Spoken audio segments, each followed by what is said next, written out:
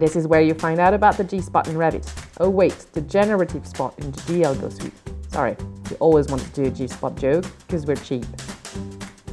It's time for a disclaimer. This function is not available in the beta version. Sorry guys. This tool generates variations of your concept, tests them, evaluates them, and provides you with optimal solutions. Go to the Architecture tab and click on J-Algo. Name the new set of design options. Indicate the number of solutions you want to extract. Indicate your goal by defining the parameter and the value you want to reach.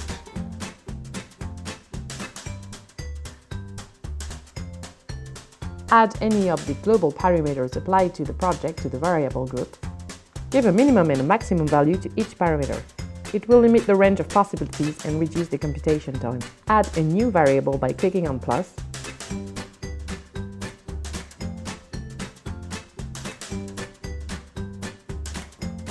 And finally, you can select a mask that limits the space that the project can occupy.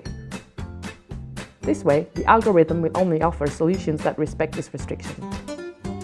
And now, go to the Design Option Manager. The new design option set appears and you just need to toggle between the design options to see the G-Algo solutions. Congratulations, you found the perfect shape for your building. Now go watch the next tutorials to add and manage the program's data to your project. This way you can create functional diagrams.